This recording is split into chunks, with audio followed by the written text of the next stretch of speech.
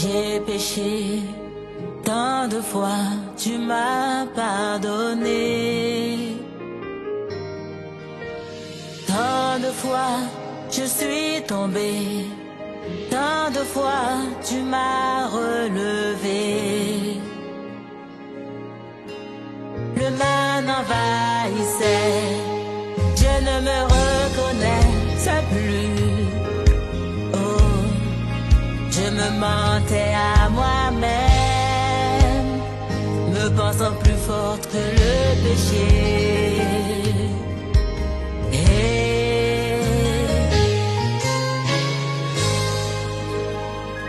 Pardon, pardon. Shalom, peuple de Dieu. Nous aimons Jésus parce qu'il est merveilleux. Il y avait quelque chose qu'on appelait la loi. Et la loi était difficile à interpréter. Il fallait qu'il vienne pour mettre la lumière, afin que nous soyons éclairés comme on est aujourd'hui. Amen. La loi, c'est un pédagogue. C'est par elle que nous avons connu qu'il y a le péché. Et c'est par elle que nous avons connu que le péché trouve son origine dans le ciel par les rébellions du diable ou de Lucifer. Amen, amen. Il est projeté sur la terre. Et Jésus déclare, je voyais Satan tomber comme un éclair. Dans le livre d'Ésaïe 14, on dit quelque chose aussi de merveilleux. On peut nous lire Ésaïe 14 et 12 aussi, s'il te plaît. Ésaïe 14 et 12.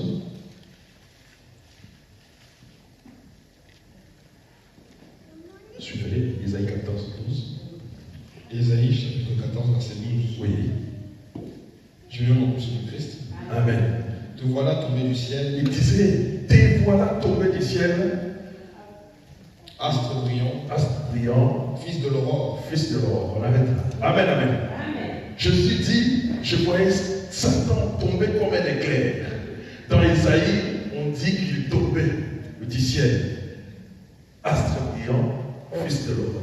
Amen, amen. C'est à cause du péché. C'est la loi qui a révélé. Parce qu'Israël, quand il était en Égypte, il était sans loi. Il fallait qu'il sorte de là pour que l'Éternel lui donne une loi. Et lorsque Satan a péché, et il est en rébellion, c'est alors qu'il a infecté le péché dans l'homme. Le péché est entré dans l'homme par Adam. Amen, amen. C'est pourquoi la Bible dit, c'est pourquoi, comme le péché est entré par un homme, et cet homme-là, c'est Adam. Amen, amen. Étant entré dans l'homme, le péché est devenu universel, à l'exception de Jésus. Et la Bible déclare, car tous ont péché et sont privés de la gloire de Dieu. Amen, amen.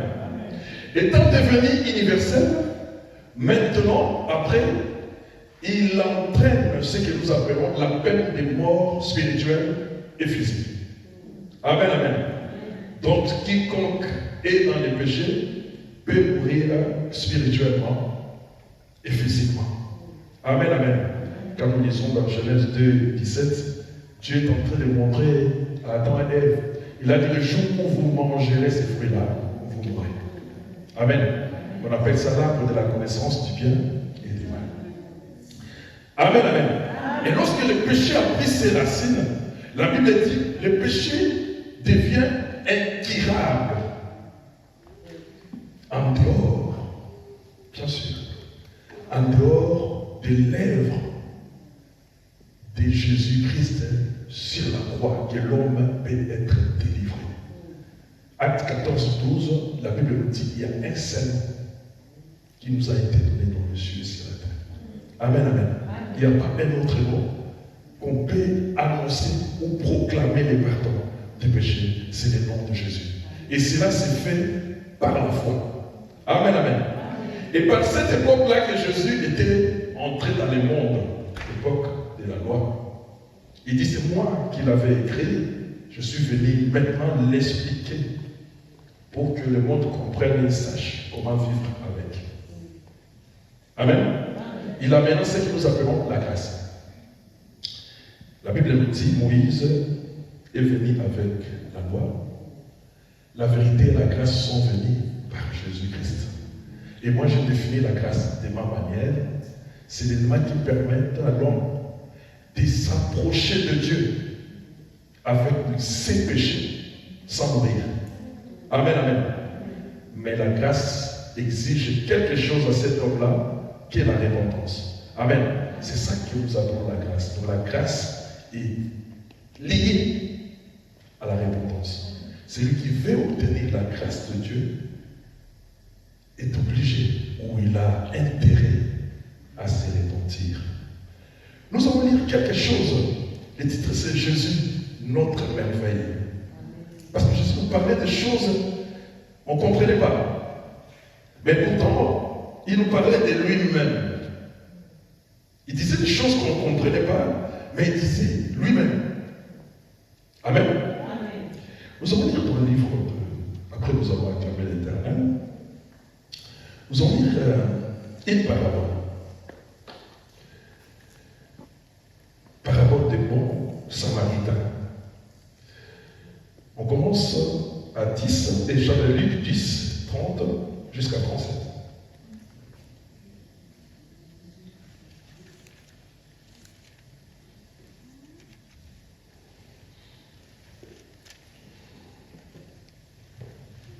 Amen. Amen, amen. Est-ce qu'il nous sommes? Amen. Luc 10, Verset 30, 37. Nous sommes l'Église. Amen. Je lis mon puissant Jésus-Christ. Jésus reprit la parole et dit, un homme descendait de Jérusalem à Jéricho. Il tomba au milieu des brigands qui le dépouillèrent, le chargèrent au cou et s'en allèrent, le laissant à demi-mort. Un sacrificateur qui, par hasard, descendait par le même chemin, et ayant vu cet homme, passa outre. Un lévite qui arriva aussi dans ce lieu, et l'ayant vu, passa outre. Mais un samaritain qui voyageait, étant venu là, fut ému de compassion lorsqu'il le vit.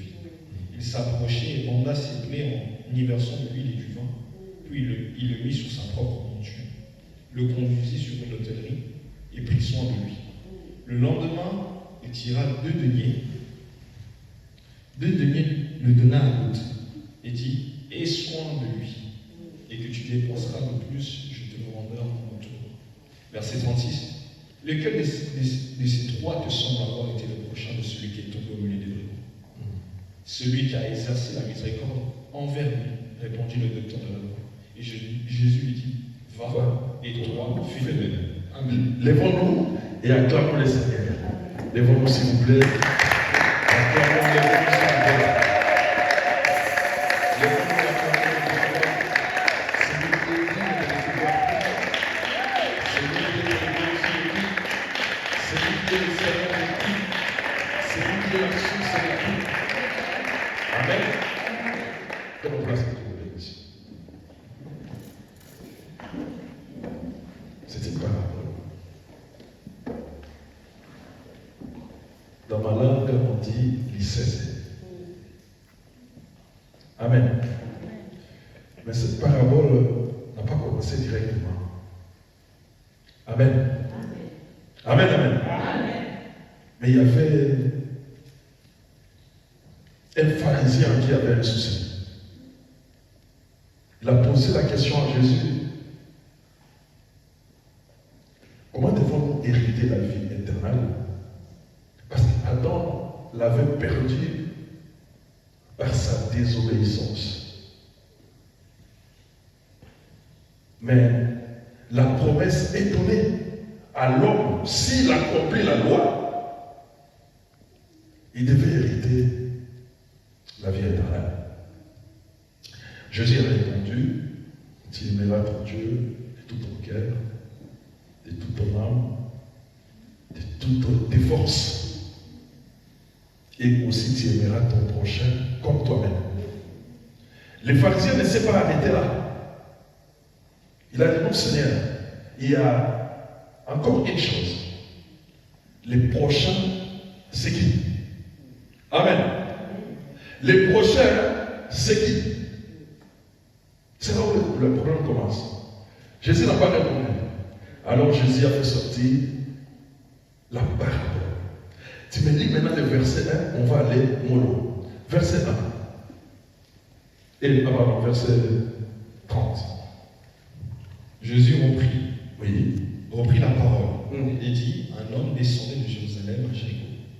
Il tomba au milieu des brigands, les dépouillèrent, le chargèrent de boue et s'en allèrent, le laissant à demi-mort. Amen, amen. On dit qu'un homme a quitté Jéricho, pardon, Jérusalem, pour se rendre à Jéricho. Donc les deux villes ou les deux localités étaient attachées par une route. Quand je lisais, je dis non, je vais m'arrêter là pour comprendre qu'est-ce qui s'est passé. Je voulais savoir d'abord Jérusalem, c'est quoi? Ça signifie quoi? Ma Bible me dit Jérusalem, c'est-à-dire la ville des paix. Jérusalem, c'est le fondement des paix. Bon, je vais aller au terminus, là où il devait terminer sa course, à Jéricho. J'ai dit Jéricho, j'ai compris que c'était une ville de malédiction. Amen. Une ville qui a été maudite par Josué. Je vais qu'on lise ça. Et puis on va continuer. Lui, 1 roi, 16, 34 et Josué 6, 26. Un roi. Il faut avoir toujours des Bibles comme ça. Un roi, 16, 34. Amen. Amen. 1 Roi chapitre 16, verset 34.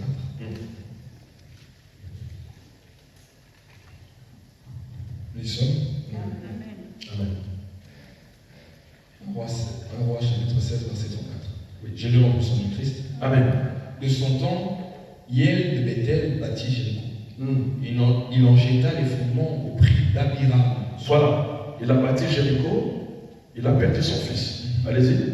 Son premier-né. Oui, son premier-né. Et il en posa les portes au prix de Ségub, son plus jeune fils. Après, il continue, il met les portes, il a perdu son deuxième, le plus jeune. Amen, amen. Pourquoi? Allons maintenant dans Josué. Allons maintenant dans Josué 6, 26. Josué chapitre 6, verset 26. Oui. Nous y sommes. Amen. Josué chapitre 6. Josué 6, verset 26.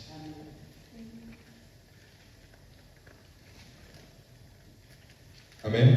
Amen. Je l'ai en puissance de Christ. Amen. Ce fut alors que Josué jura en disant, maudit soit devant l'Éternel. Ah voilà, la ville a été maudite par Josué. C'est pourquoi l'autre, quand il s'est levé pour bâtir, il y a eu des morts. Donc ce qui fait que Jéricho ressemblait à une ville de morts. Quiconque s'y rendait était considéré comme mort. Je vous mets merci, je vous mets dans les bains, vous avez compris maintenant. Il y avait une ville, Jérusalem, qui était le fondement de paix, qui symbolisait la bénédiction que Dieu avait donnée à l'homme s'il restait dans ces cadres-là. Mais l'homme avait péché parce qu'il avait écouté une autre voix. Il est sorti, il a pris le chemin qui mène vers Jéricho. Or, Jéricho, c'est une ville maudite ou la ville des morts. Josué avait prédit ou avait lancé des sortes de malédictions sur cette ville-là. En fait, quiconque chercherait à faire quelque chose dans cette ville-là, il mourra. Il perdra ses enfants. Amen, amen. Donc, c'est une ville des morts. Alors, cet homme-là est sorti du cadre. Sûrement, c'est un juif. Amen, amen. Il est sorti des cadres que l'Éternel lui avait donnés. Comme aujourd'hui, les enfants de Dieu sortent dans leur cadre, dans leur environnement. L'endroit où il a l'habitude d'écouter la parole. L'endroit où il a l'habitude de prier. Les choses qu'il a toujours envie de faire, où il les fait pour son Dieu. Il est sorti pour chercher à toucher à autre chose. C'est ça qu'on appelle sortir du cadre que l'Éternel t'a mis. Amen, amen. Il y a une porte qui va s'ouvrir pour que tu sortes. Amen, amen. Alors quand tu sortes, pour que tu marches, tu dois prendre un chemin. Amen. Sûrement ce chemin-là, ce n'est pas Jésus. Amen, amen. Parce que tu avais déjà mis dans la félicité. Et tu es sorti. Sûrement ce chemin-là, ce n'est pas le Christ. Ce n'est pas les bois des bois. Amen. Alors, quand il est sorti du cadre, quand tu sors du cadre, ma soeur, mon frère, tu n'as plus de protection. Tu n'as plus de parapluie. Lorsque la pluie tombe, va tout te toucher. Lorsqu'il y aura des combats, les combats viendront vers toi. Lorsqu'il y aura des difficultés, les difficultés te toucheront. Amen, amen. Parce que tu es sorti, nous appelons ça, nous, des milieux naturels des enfants de Dieu, pour aller chercher quelque chose ailleurs. Amen, amen. Je vais expliquer encore une chose. La Bible montre que Jérusalem, c'est une ville située sur une montagne. Amen. Tandis que Jéricho, c'est à côté de Jourdain. Donc il y avait un plan éclairé. La route était pente. Donc celui qui descend, il va descendre rapidement jusqu'à Jéricho. Mais celui qui monte, il aura des difficultés pour monter. Amen, amen, amen. Ma soeur, si tu sors du cadre de la parole de Dieu, tu vas aller vite dans la pente. Parce que la pente est inclinée. C'est pourquoi beaucoup qui sont sortis ne sont pas à mesure aujourd'hui de rentrer vers le Seigneur.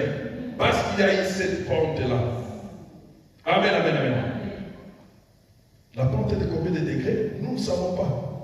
Et ces pentes-là les empêchent de faire un effort de remonter eux-mêmes. Amen. Ne sortons pas du cadre. Pour remonter, ça sera difficile. Il y aura des difficultés. Parce que je crois la pente est raide. Mais pour descendre, tu vas aller vite. Regarde un peu quand tu pries et que tu refuses maintenant de servir l'Éternel. Aller dans le monde, les gens du monde vont te cueillir. Amen, amen. Ils vont te couvrir de la distraction, de beaucoup d'autres choses. Avant de commencer à te faire du mal. Ils vont te flatter. Tu viens avec eux et après ils commencent à te larguer, à te faire du mal. Amen. Il y avait cette pente-là. Mais le monsieur qui est sorti, il avait oublié qu'il y avait une pente. Amen, amen. Lorsqu'il est sorti, il n'avait plus de protection de Dieu. Il n'avait plus la couverture divine. Il avait perdu le contrôle de tout. Amen. Il était devenu incapable même de se contrôler lui-même. Tu es à la merci du diable. Tu es à la merci de l'ennemi. Il va maintenant te frapper et te faire du mal. La Bible dit, lisez-moi dans le 30 là. Verset 30, oui, Jésus reprit la parole et dit, un homme descendait de Jérusalem, oui, à Jéricho, il tomba au milieu des brigands. Il tomba maintenant au milieu du brigand. C'est ça le diable. Amen, amen, amen. Quand il vient dans ta vie, il vient te déposséder. Il vient te prendre tout ce qui est meilleur en toi. La mission de l'ennemi est de t'enlever ce qui est meilleur en toi. Ah, mais s'il enlève, il va te donner aussi. Il va te donner ce qui est à lui. Il va te donner ses démons. Il va te donner l'envie de faire ses activités. Il va te donner la force de suivre son chemin. Il va te donner la capacité d'avoir sa vie et de connaître son mensonge. Amen. C'est ça le déprimant. C'est ça le frappe que le monsieur a reçu le long de ces parcours-là. Beaucoup ont osé sortir, ils ont été frappés. Si tu es celui qui aime Dieu, il faut faire attention, parce qu'en sortant, tu risques d'être frappé. Et le diable va chercher en sorte qu'il ne puisse plus te donner les moyens de te lever, de perdre toutes tes facultés. À ce moment-là, il est sûr, lorsque ton esprit partira, tu es bien à lui. Amen. Il a pris cette pente-là. Et les brigands sont venus pour les frapper. Les brigands sont venus pour les dépouiller, enlever tout. Enlever l'esprit des prières, enlever les dons, la méditation de la parole de Dieu, le soif d'être avec les enfants de Dieu, l'envie de prêcher l'évangile. Toutes les bonnes choses que l'Esprit dépose sur les enfants de Dieu, le diable a enlevé cela. Dieu est devenu un chrétien en carton. Amen. Parce que tout est enlevé.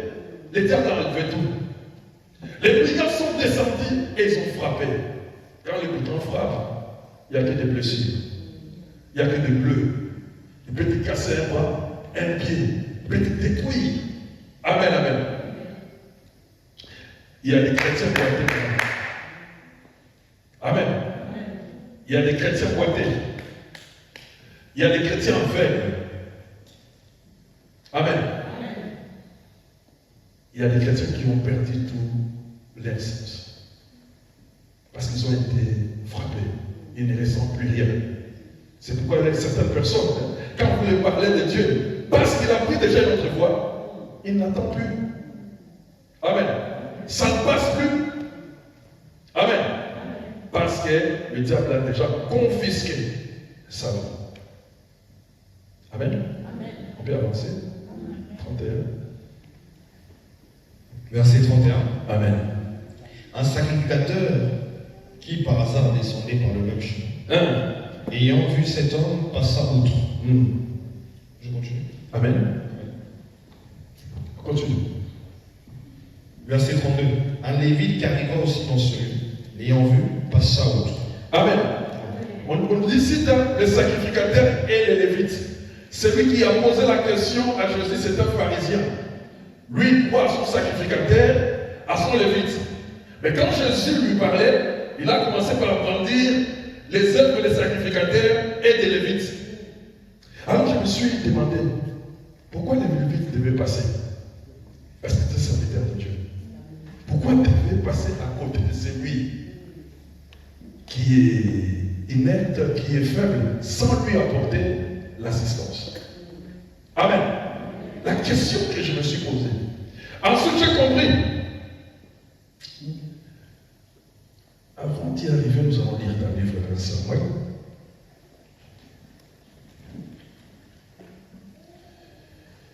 Un Samuel. 9, 6,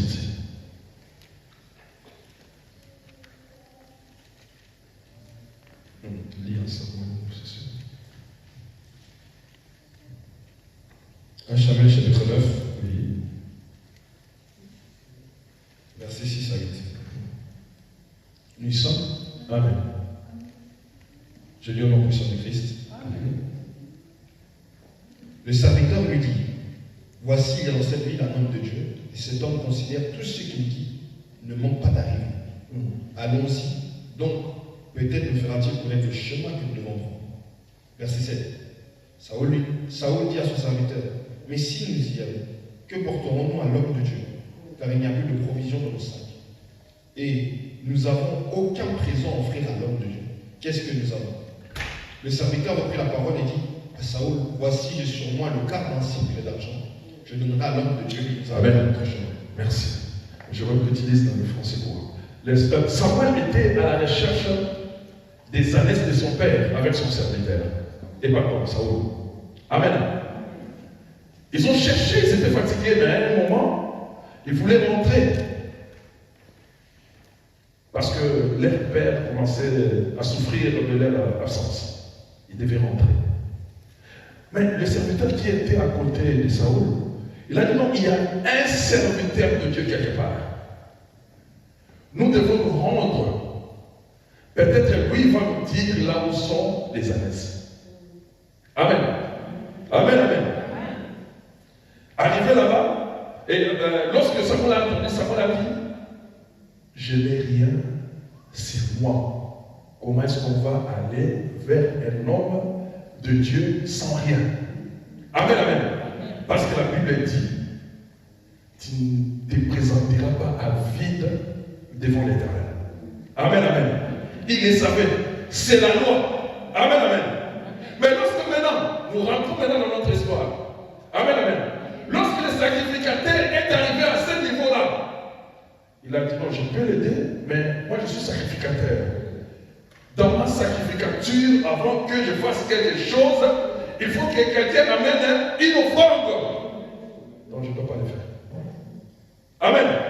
C'est là où j'ai compris pourquoi il a passé outre. Amen, amen.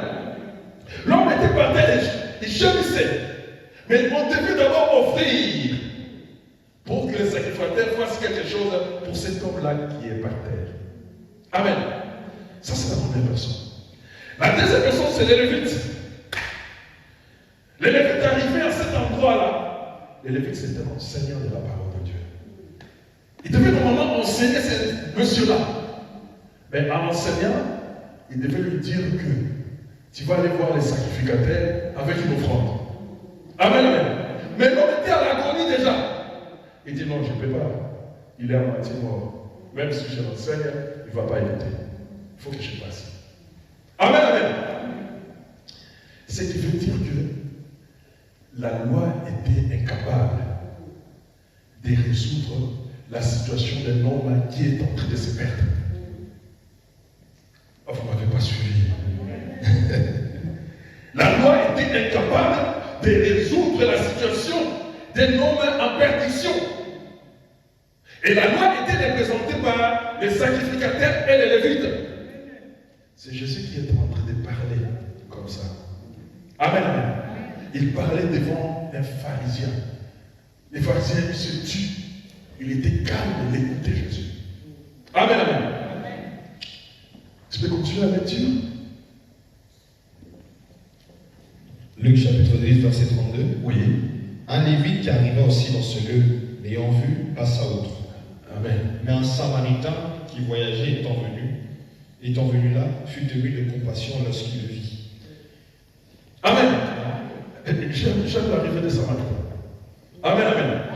Et les termes est resté jusqu'à aujourd'hui. Quand on dit un bon Samaritain, c'est un faiseur des bonnes choses. Amen, amen. La Bible dit un Samaritain passait par là. Je dis, je dois trouver les Samaritains. Il est qui? Dans la Bible. Amen, amen. Est-ce que c'est forcément celui qui habite Samarie ou c'est autre chose? La Bible dit un Samaritain. Dis-moi, c'est Jean 8, 48, je crois. Si je ne me trompe pas.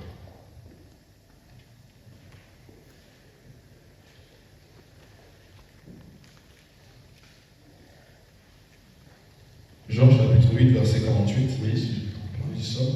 Amen. 8, 48. Jean 8, 48.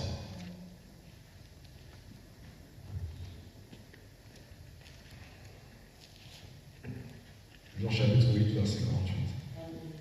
Je lis au nom du Seigneur Jésus-Christ. Amen. Dans 48, les Juifs lui répondirent, n'avons-nous pas raison de dire que tu es un Samaritain? N'avons-nous pas raison de dire que toi, tu es un Samaritain? Les Juifs s'adressaient à Jésus. Amen. C'est pourquoi je dis Jésus, c'est notre merveille. Amen, amen. Au fait, Jésus parlait de lui-même. N'avons-nous pas raison de dire que tu es un Samaritain? Et il continue dans 48. N'avons-nous pas raison de dire que tu es un Samaritain et que tu as un démon? Amen, amen. Mais la Bible nous dit un Samaritain passait par là. Il partait où? On ne sait pas. En fait,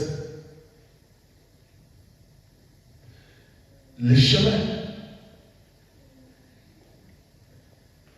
qui commencent par Jérusalem jusqu'à Jéricho, c'est ça que nous appelons le monde. Amen. Les chemins de Jérusalem à Jéricho, c'est ça le monde. Amen, amen. Et dans le monde, il y a quelqu'un qui est venu, qu'on a dit qu'il était samaritain. Mais en réalité, il était le fils du Très-Haut. En réalité, il est celui qui a apporté du pain. Parce qu'il a dit, je suis le pain venu du ciel. Amen, amen. Et cet homme-là, lorsqu'il est venu, verset 32, mais un Samaritain qui voyageait, étant ennemi, qui voyageait, étant venu là, fit de lui des compassions lorsqu'il l'a vu. Amen, amen. La première chose qu'il a exprimée, c'était la compassion. Amen, amen. Est-ce que pour les Lévites et les sacrificateurs, cet homme-là n'avait pas besoin d'avoir un traitement de compassion ou un traitement d'amour? Amen, amen. Mais ils ne l'ont pas fait. Amen. Parce qu'ils obéissaient strictement à la loi. Et pourtant, ils ne sont pas justes. Et ils ne sont pas justes, mais ils obéissent à quelque chose qui est vrai. Amen, amen. Il fallait que les Samaritains, dont le livre de Jean 8, 48 nous dit que le Samaritain, c'est Jésus qu'on insultait. Il passait par là. Il a commencé par les traiter par sa compassion, son amour. Dieu a tant aimé le monde, il a donné son Fils. Il a envoyé sur le chemin reliant Jérusalem et Jéricho. Il a introduit dans le monde. Amen. Parce qu'il nous a aimés. Quand il est venu, Mélanie, verset 35, oui. le lendemain, il tira 2 deniers. Non, 34. Il s'approcha et banda ses plaies en y versant l'huile et du vin. Puis il se mit sous sa propre monture, le conduisit à une hôtellerie et prit soin de lui. Verset 35, le lendemain, il tira 2 deniers et donna l'autre. Amen, amen.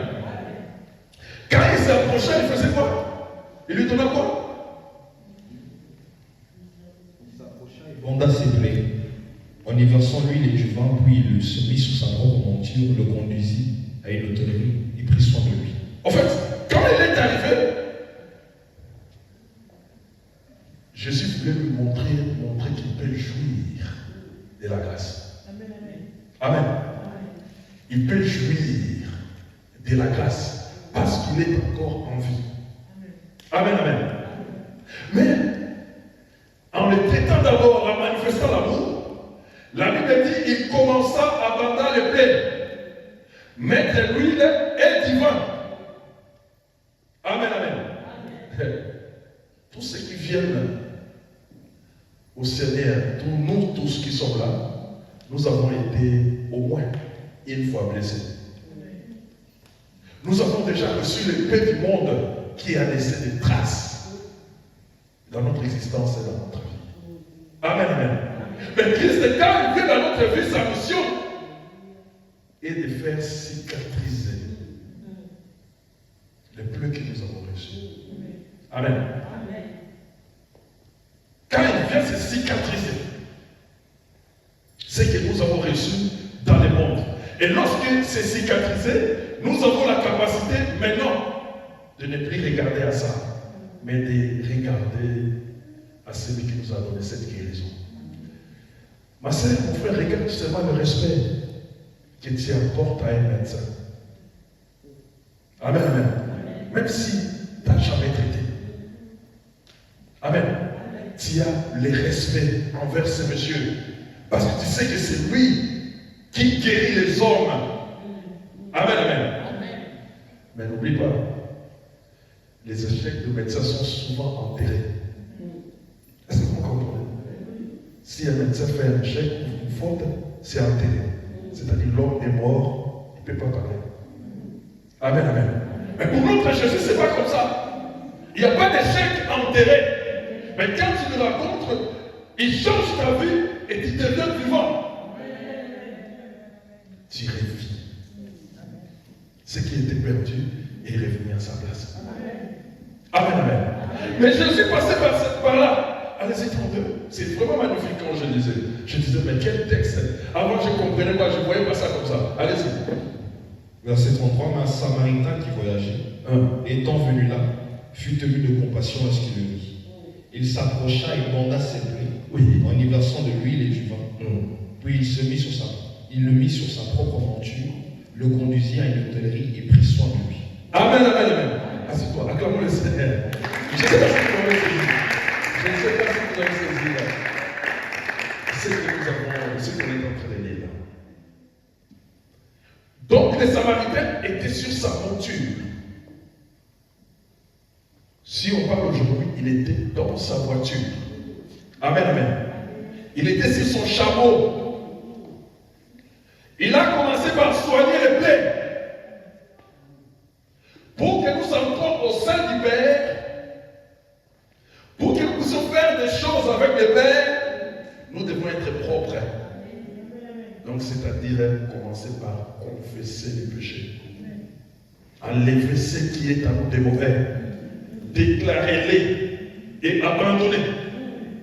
Amen. C'est alors que le Seigneur nous prendra et nous mettra dans son sein. La Bible dit, cet homme-là, il a pris. C'est lui qui a été battu. C'est lui qui a été blessé. Il l'a mis dans sa voiture. Sur sa propre monture. Amen, amen. Qu'est-ce qui s'est passé? Donc le monsieur marchait à pied. Et c'est lui qui a été battu. Il est maintenant sur les chameaux. Amen. Acclamons encore l'Éternel. Amen, amen, amen. Ma soeur, mon frère, je veux dire que Jésus est venu prendre notre place dans la douleur que nous sommes en train de traverser, dans les larmes que nous sommes jour et nuit en train de verser. Amen, amen. Il a dit non, ne pleure pas ma fille, ne pleure pas mon fils. Prends place, assis-toi sur ma place, sur mon trône. Moi-même, je vais marcher sur toi. Je vous ai déjà dit l'histoire qu'un homme rêvait que Dieu l'a porté au dos. Amen, amen. Mais cet homme-là souffrait au monde. Mais il a fait une vision, il était sur le dos du Seigneur ce jour-là. Mais dans le monde, il n'avait pas une vie meilleure. Alors il a prié encore, il a dit Seigneur, moi je souffre, toi tu me montres que tu me montres, je suis sur ton dos. Le Seigneur lui a dit, si je te laisse marcher, tu vas marcher sur les épines. Et le serpent et tout autre vont te mordre. C'est pourquoi je t'aime tellement, je t'ai mis sur mon dos. Amen, amen. Et ce jour-là, cet homme-là était sur la monture du Seigneur. Il était sur l'ânesse du Seigneur. Et le Seigneur a pris sa place. Venez à moi, vous tous qui êtes chargés et fatigués, et moi je vous donnerai du repos. Prenez mon joug est léger. Et prenez-moi votre charge. Le Seigneur demande à nos charges, nous puissions les donner. Il doit porter ça à lui. Amen, amen.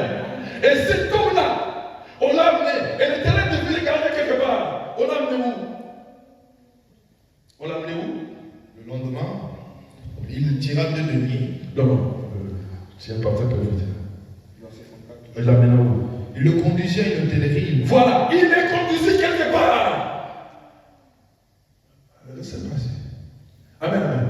Parce que Dieu qui a fait les cadres, on a dit que cet homme-là a quitté Jérusalem jusqu'à Jéricho. Il devait le conduire à Jérusalem. Amen, amen. Maintenant, tu as déjà fauté, tu es sorti dans le cadre. Amen, amen. Le Seigneur, sa mission maintenant, est de chercher un endroit pour te garder, te protéger, te couvrir. Et quand je lisais, ça m'a fait l'image de Moïse. Quand il demandait à Dieu, le Seigneur, fais-moi voir ta gloire. Le Seigneur a dit non, personne ne peut voir ma gloire et vivre. Mais néanmoins, je te mettrai dans les crêts des rochers. Donc, c'est-à-dire, je vais te protéger.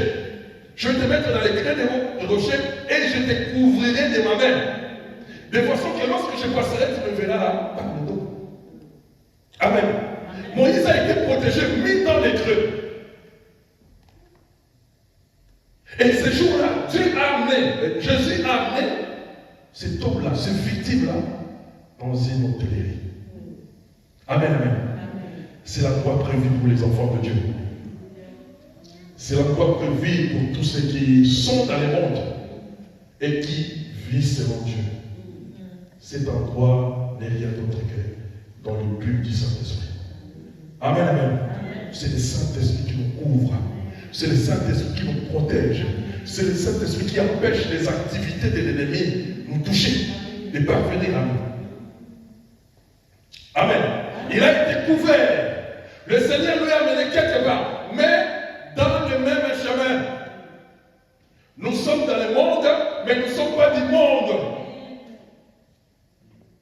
Nous vivons dans le monde, mais nous n'appartenons pas au monde, parce que le Seigneur a fait, elle a mis un signe sur tout ce qui lui appartient. Amen. Maintenant, là, ça devient un peu compliqué. Allez-y. Allez-y. Verset 35. Oui. Il tira 2 deniers et il le donna à l'autre. Et dit, aie soin de lui, et ce que tu dépenseras de plus, je te le rendrai à mon retour. Je continue. Non, il a dit, je te rendrai à mon retour, 2 deniers. Quand je lis, je n'ai pas vu là où il est entré. Hein? Donc, on n'a pas dit qu'il était rentré, mais il a dit, je te donnerai ce qui sera comme surplus à mon retour. Amen, amen. D'abord, il a donné 2 deniers. Quand je parcours la Bible très bien, j'ai remarqué que un denier, c'est le salaire journalier d'un travailleur à cette époque-là.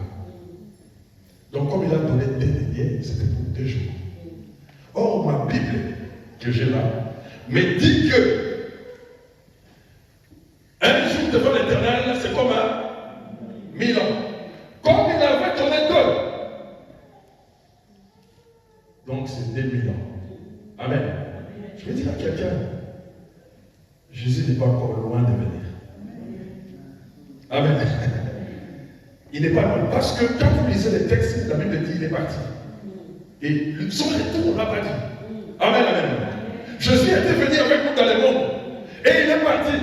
Nous l'attendons aujourd'hui comme l'homme de l'hôtellerie est en train d'attendre ce monsieur-là. J'aimerais qu'on chante un tout petit peu.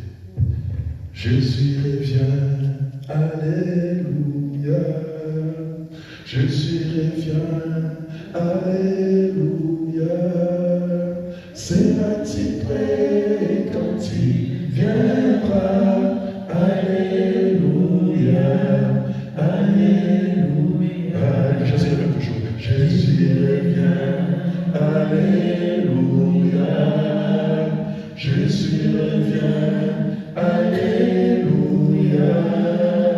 Seras-tu prêt quand il viendra? Alléluia, alléluia. Jésus revient, alléluia. Jésus revient, alléluia. Jésus revient, alléluia. Seras-tu prêt quand il viendra? Alléluia, alléluia. Il a pris 2 deniers pour dire que je reviens dans 2 jours. 2 jours, 2000 ans. Amen, amen. Mais il l'a mis quelque part. Amen, amen. Jésus revient, nous devons l'attendre quelque part. Parce qu'il viendra nous chercher. Et dans la Bible, là, on ne nous a pas dit qu'il est revenu. Allez-y, il a terminé. Verset 36. Oui. Lequel de ces 3 te semble avoir été le prochain de celui qui est tombé au milieu des brigands? Moi, je me pose la question. Amen, amen. Mais c'est terminé là, je crois. Oh oui, il a répondu, allez-y. Verset 37. Oui. C'est celui qui a exercé la miséricorde envers lui, répondit le lecteur de la loi. Et Jésus lui dit, va, et toi fais de même. Amen, amen, amen. On acclame le Seigneur. Amen. Ce monsieur-là avait un souci avec les prochains. Je crois qu'il avait des difficultés avec ses voisins ou des problèmes avec les voisins. C'est pourquoi il a voulu savoir les prochains c'est qui. Amen, amen. Les prochains c'est celui qu'on tend la main quand on est dans une difficulté. Amen, amen. Les prochains c'est celui qui t'haït, mais quand il montre toujours l'amour envers lui. Celui qui te lapide Mais toi, tu démontres que je t'aime dans l'amour du Seigneur. Christ, on a craché sur lui. Mais il n'a pas répondu par les cracher. On l'a giflé. Il n'a pas répondu par une gifle. On l'a insulté. Il n'a pas répondu par les insultes. Mais lorsqu'il monta sur la croix, il dit, Père, pardonne-les, parce qu'ils ne savent pas ce qu'ils font. Amen, amen. Il est là pour demander pardon pour les autres. Il est là pour dire que touche le cœur des autres. Change les autres. Amen, amen. Pour qu'ils reviennent à toi. Donc, cette histoire devait faire en sorte que nous puissions mettre Jésus-Christ dans le centre de notre existence. Amen. Si Christ n'est pas au centre de notre vie, nous n'aurons rien. Parce que nous avons déjà quitté les cadres que le Seigneur nous a mis, c'est-à-dire à Jérusalem. Nous avons fait ce qui est mal.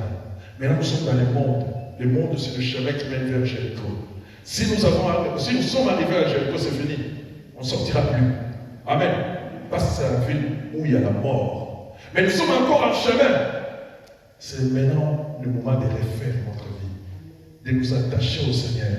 De regarder vers lui pour qu'il nous fasse du bien. Amen, amen. Devons-nous et acclamer. Devons-nous.